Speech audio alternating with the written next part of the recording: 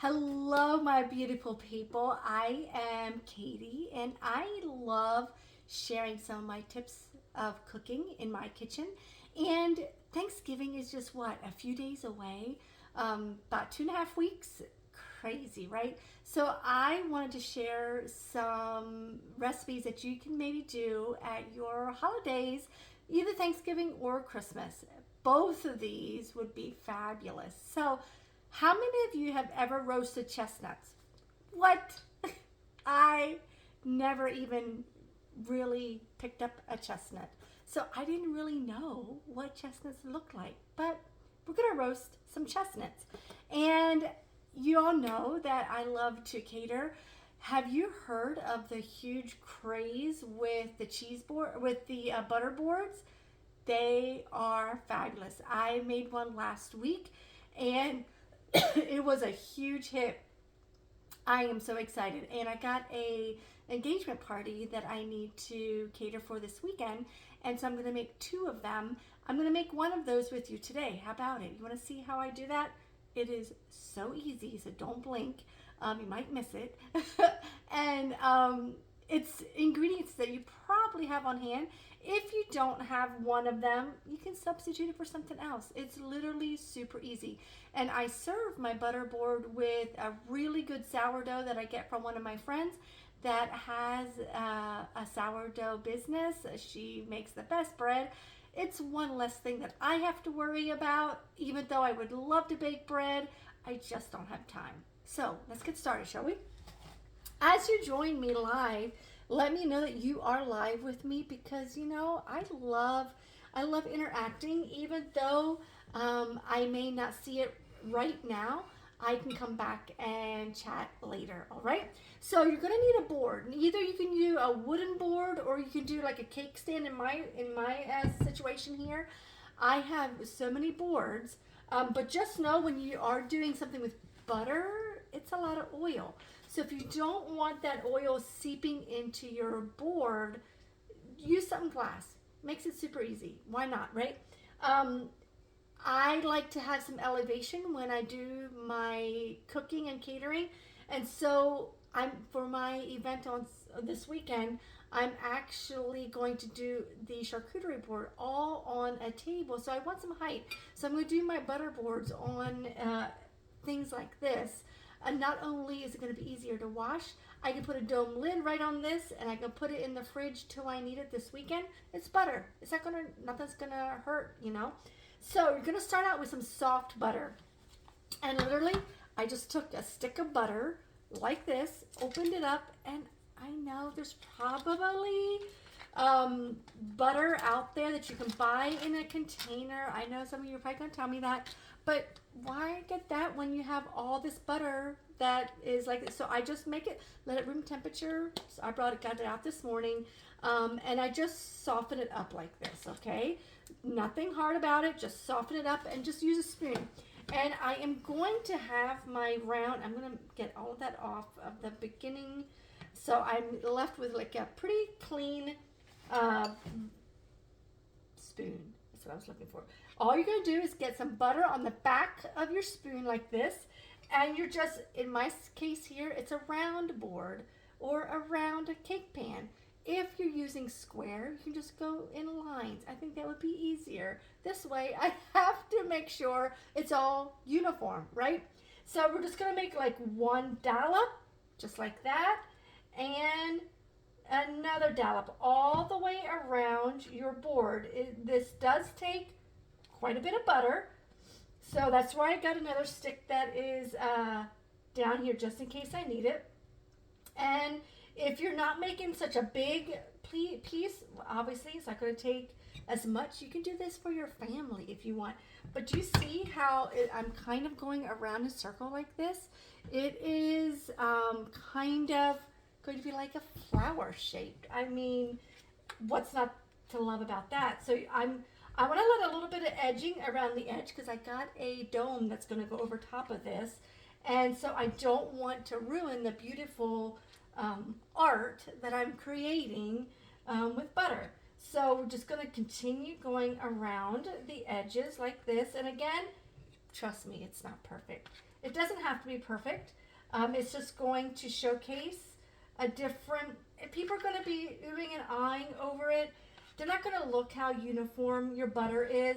So don't worry. It's just a way of putting your butter on there. Some of these dollops are bigger than others. Again, it really doesn't matter. Can you see what I'm doing? And you can see I'm going through pretty much butter. This is only one time around. And we got almost to the end here. There we go. And one more swipe. And then we're going to start all over again. However, I'm using a secret. You guys see this? This is like golden deliciousness. If you know what this is, let me know in the comments. This is like delicious. I mean, it smells amazing. This is just plain brown butter.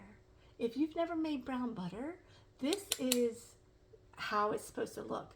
You just fry some butter. I just took a stick of butter this morning, and I put it in my skillet and just kept stirring it till you started seeing a little bit amber color, almost like the color of honey.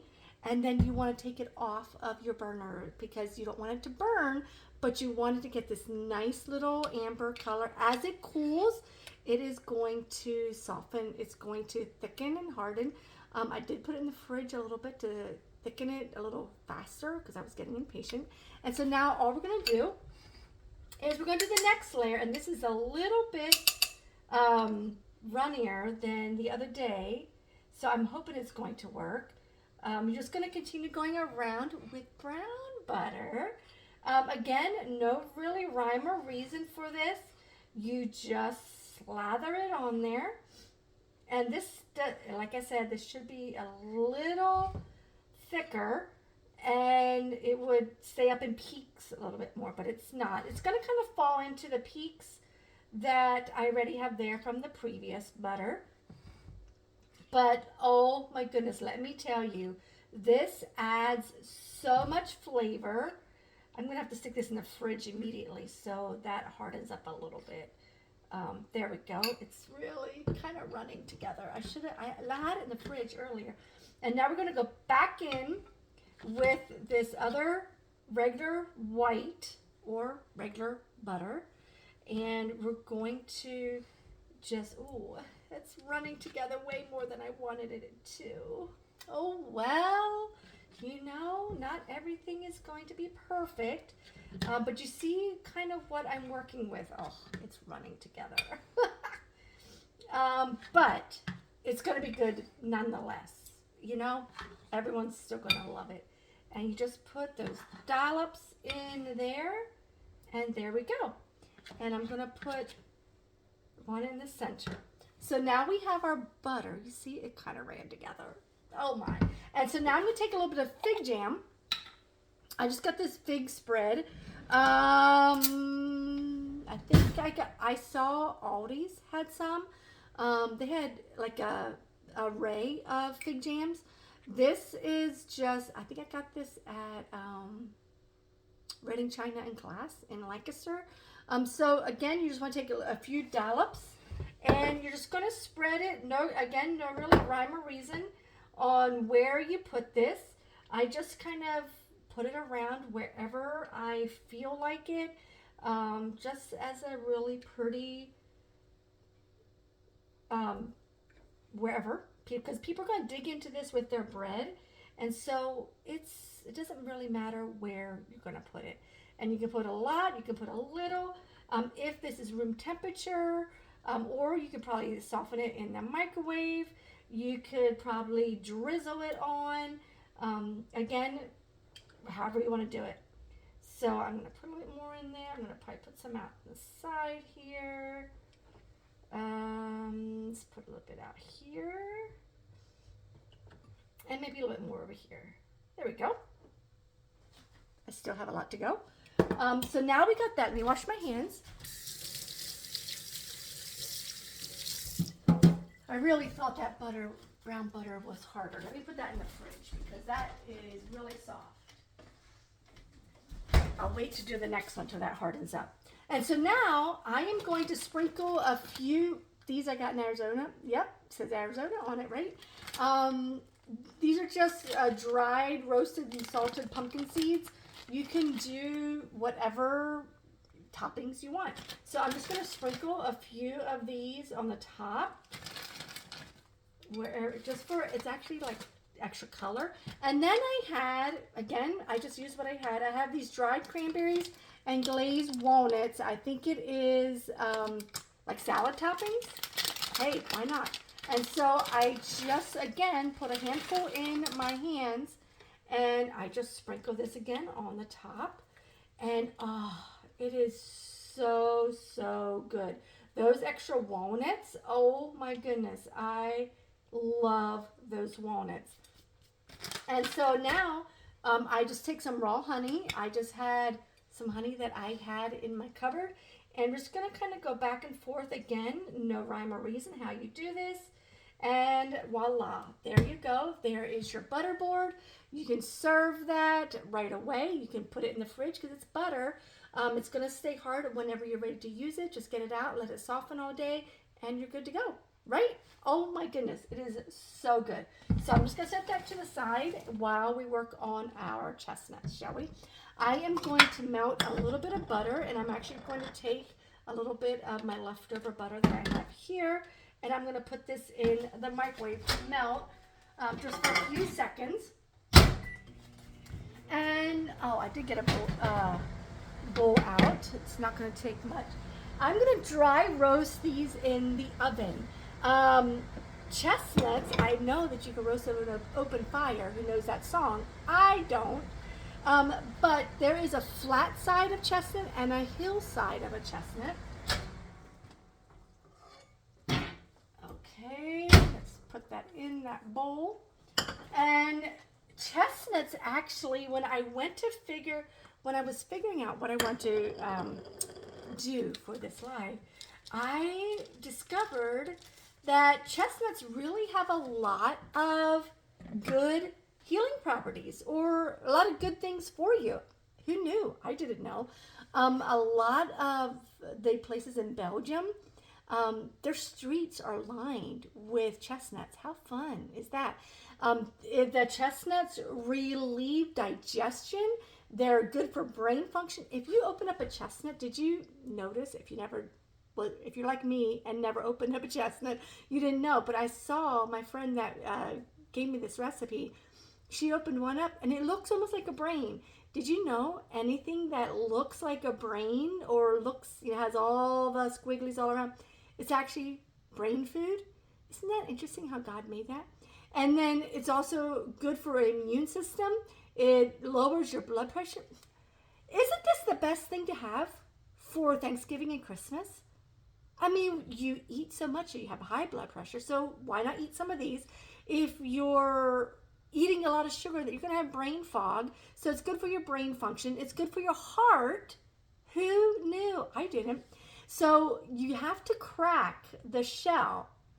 There is a cracker out there. Yes, I don't have one. How many of you have one? Do you have a chestnut cracker?